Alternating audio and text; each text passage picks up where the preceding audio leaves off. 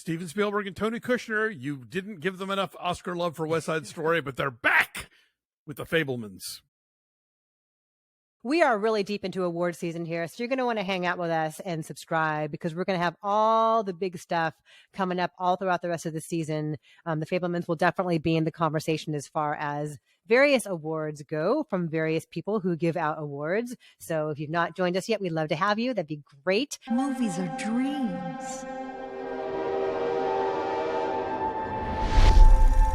that you never forget. This is a very autobiographical film for Steven Spielberg. It is him telling the story of his early love of film, his early inspirations, the volatility in his family. And I think a lot of the details actually happened. Not all of them did. I am not a total Spielbergologist to piece together what moments were real and what were not. It is about him as a little boy, his parents, played by Paul Dano and Michelle Williams, taking him to his first movie ever, to the greatest show on earth. And he's frightened of the idea of it. And then the second he gets in there and sees the images hitting the screen, like he's transfixed and he's hooked. And it's fun to see him, figure out in early ways how to recreate that magic. But what I like about this film so much is that it makes you feel like at first it's going to be this sweet and gentle nostalgic trip. It lulls you in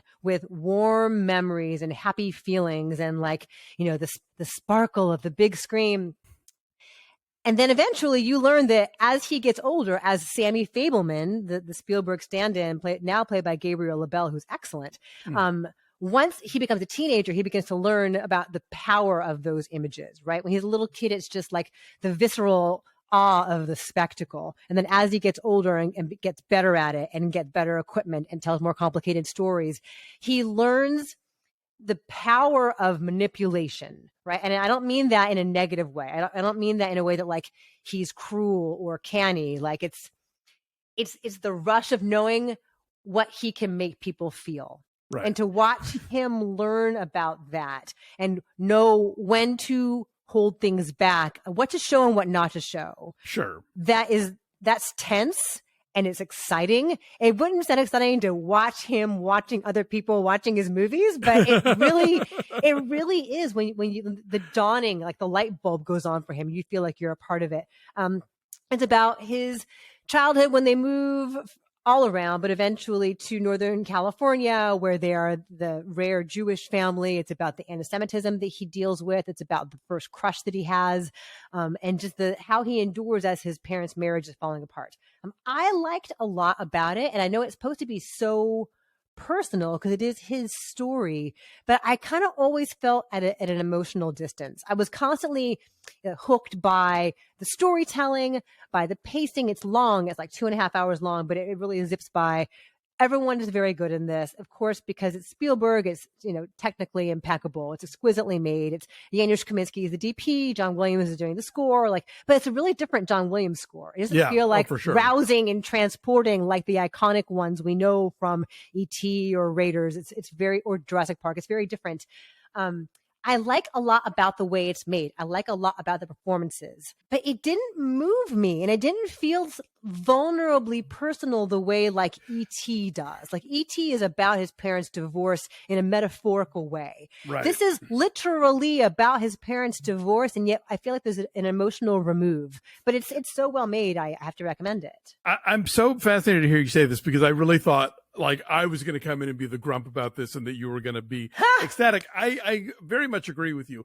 Mm-hmm. I think there are scenes in this movie that are among the best scenes I've seen all year, whether they are things where you see the process in mind of how he figures out the things you're talking about, and not just like how to move an audience, but also like what the camera sees that maybe he doesn't notice when he's shooting, but then goes and looks at later. Yeah. It's almost like Blow Up or something, where he goes back and looks at the footage again and sees all this stuff that he hadn't noticed that was happening right before his eyes. It makes it a mystery almost. At exactly. Times. Yeah. I mean, so there's all this, there are these like I could like the scene with Judd Hirsch and the scene at the end and like this scene and that I really liked, but overall it didn't sweep me up in the way that I thought that in the way that Spielberg movies at their best do, you know. I agree with you. It is a technical marvel. The performances are really good.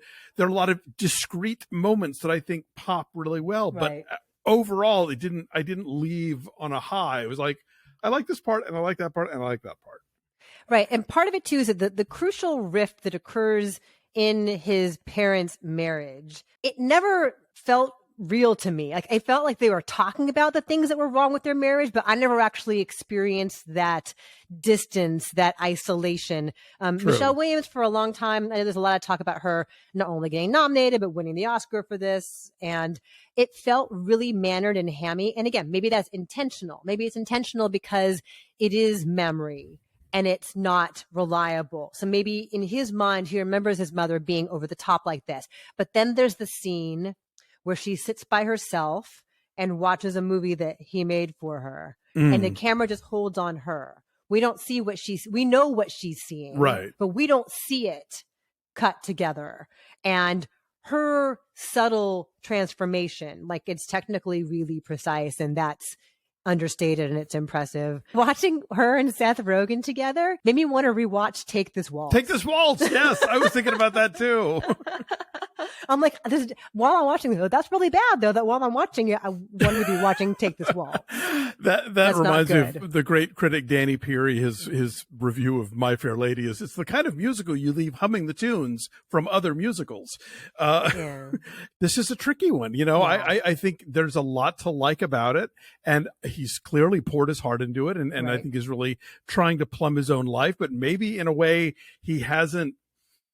I think there's a distance required to tell that autobiographical story that maybe he just still to this day doesn't have. I don't know. Also, we talked about Armageddon Time recently, which is a very personal film for James Gray, drawn from experiences in his own life. And what's so interesting about that movie is that he's not the hero of it. Right? It's not self-congratulatory. It's not like, oh, look how awesome I was when I was a kid. That kid can be a little choices. shit. And Sammy Fabelman is not ever. Sammy Fabelman is someone that you root for, and he's decent hearted and he does the right thing all the time. And that's a little boring. Like, I was hooked on watching his journey because you know who he's going to become.